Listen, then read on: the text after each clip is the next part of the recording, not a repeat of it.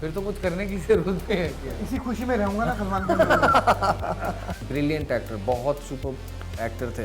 मैं पर्दे में अपने आप को देख के इमोशनल तो होता ही है भाई ये आदमी। पब्लिक मुझे दे। हाँ, हेलो फ्रेंड्स, मैं हूं आशीष और आज हमारे साथ हैं हिंदी फिल्म इंडस्ट्री के दो बेहद ही कामयाब शख्स।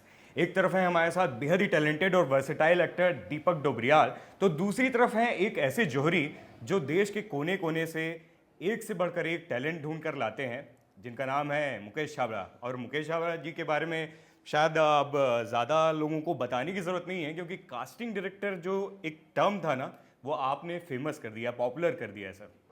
Thank you Ashish for such आप दोनों का पहले तो बहुत बहुत स्वागत है बॉलीवुड शुक्रिया आशीष भाई। फिल्म में जो एक आप रोल निभा रहे हैं कास्टिंग डायरेक्टर का, वो कहीं ना कहीं मैंने पढ़ा कि इनके रियल लाइफ जो इनका अवतार है उससे इंस्पायर्ड है।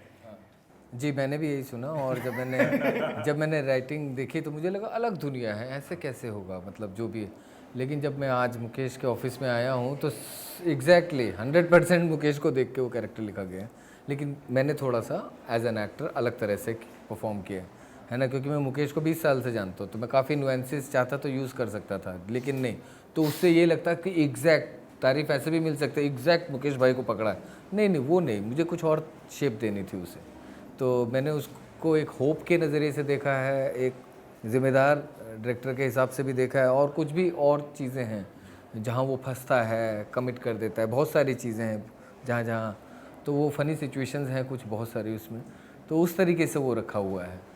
मुकेश जी, पहले भी मतलब सालों से, मतलब दशकों से फिल्में बनती आ रही हैं हिंदी फिल्म इंडस्ट्री और अलग अलग जो हमारे क्षेत्रीय भाषाओं में भी, लेकिन जो कास्टिंग डायरेक्टर को जो रिस्पेक्ट मिलना शुरू हुआ है, मेरे ख्याल से आप लोग जब आए हैं उसके बाद से जो आम लोगों तक एक कास्टिंग डायरेक्टर जो टर्म है वो पहुंचा है, उसमें आपका बहुत बड़ा योगदान है। किस तरीके से देखते हैं इसको आप? बहुत अच्छा लगता है, कि फिल्म इंडस्ट्री के अंदर और आम जनता के अंदर हम लोगों की थोड़ी सी एक पहचान बनी है। तो मतलब आज एक अच्छी सी फीलिंग होती है कि आपने जिस काम को शुरू किया था, जिस इंटेंशन के साथ शुरू किया था, उसका रिजल्ट अब सामने आ रहा है। लोग इस चीज़ को समझ रहे हैं, इस प्रोफेशन को समझ रहे हैं, और एक्टर लोग भी आपसे वो समझते हैं आपकी जॉब को भी, और वो अंडरस्टैंड करते हैं। आई थिंक ये बहुत ग्रेट फीलिंग है, क्योंकि आप जब किसी काम को शुरू करते हो तो उसका रिजल्ट काम करने के बाद ही दिखता है।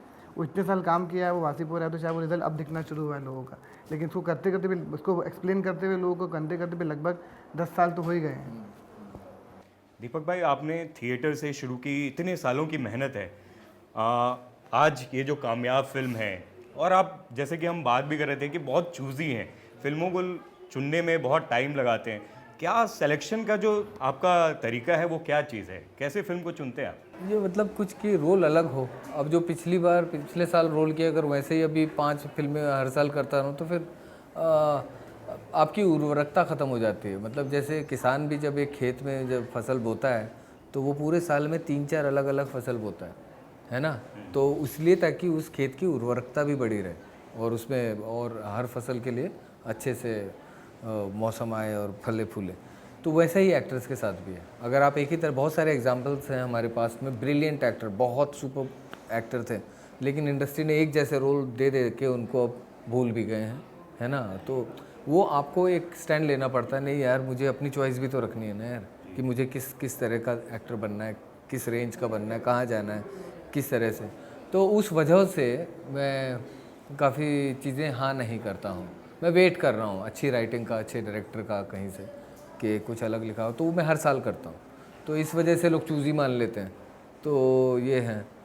और कुछ अपने ही साथ के एक्टर हैं जो 11-11 फिल्में भी कर रहे हैं साल में, मतलब। तो मैंने कहा यार ये तो कुछ और ही ठान रखा है, तो शायद मैं भी करूं, लेकिन इतनी नहीं यार, इतनी नहीं। तो फिल्म में आप कास्टिंग डायरेक्टर का रोल निभा रहे हैं, पहली बार आपने कब सुना इस वर्ड के बारे में? क्योंकि आप थिएटर से हैं और क्या होता है कि एक एक्टर जो होता है वो अपनी जो तैयारियां हैं उन सब चीज़ों पे ध्यान देता है, लेकिन कास्टिंग डायरेक्टर और अलग अलग जो फिल्म से जुड़े हुए जो अलग अलग डिपार्टमेंट्स हैं उनके बारे में शायद बाद में पता चला हो।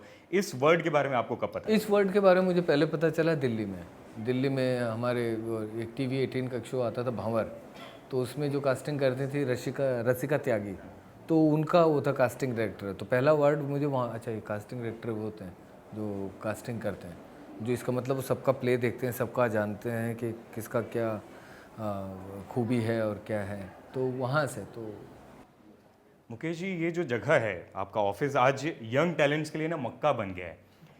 आपको मतलब पहले तो ये बताइए कि कैसे कास्टिंग में आने का, क्योंकि आपने एक्टिंग भी की हुई है, शुरुआत रंग दे बसंती और अच्छी फिल्मों से आपने शुरुआत की, कास्टिंग में आने का जो ये चुनाव है वो कैसे लिया आपने? कि आपको अपने बारे में मालूम होता है ना आपको क्या करना चाहिए। जब मुझे लगा कि मेरी कॉलिंग ये है, अगर मैं जब फिल्म में असिस्ट भी करता था या एक्ट भी करता था, मैं देखता था कि इतने सारे एक्टर हैं जो कहीं पहुंच नहीं पा रहे हैं।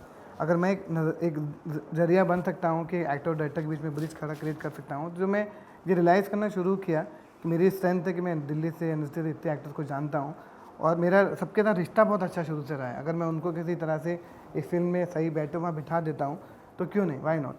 तो वो शुरुआत जिस एक अच्छी सोच के साथ करी थी कि जो आपका कोई एक सिस्टम नहीं था, कोई प्रोफेशनल इसको कर नहीं रहा था हिंदुस्तान के अंदर, तो फिर मैंने उसको उस तरीके से लेना शुरू किया और आज करते करते अब ये पूरा एक फुल फ्लैज प्रोफेशन है जहाँ पे पूरी दुनिया और कास्टनेट बनना चाह रही है। लोग एक प्रोफेशन में आ रहे हैं, मेरे साथ इतने असिस्टेंट्स काम कर रहे हैं, वो सीखते हैं, फिर बाहर जाके भी कास्टिंग करते हैं। आई थिंक ये थोड़ा अब सिस्टम बहुत बेटर हो गया है। और आप दोनों के लिए एक कामयाब एक्टर क्या है? कामयाब अगर समझा जाए तो क्या होगा? मेरे लिए कामयाब, दीपक भाई बताएंगे, मेरे लिए कामयाब एक्टर ये नहीं है कि जिसको फिल्म में काम मिल गया वो कामयाब है।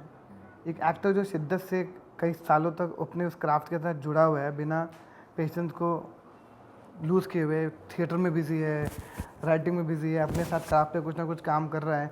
ज़रूरी नहीं है कि हर एक्टर जो है उसका फिल्म्स के अंदर काम मिल के जो सक्सेस होगा वही सक्सेस है।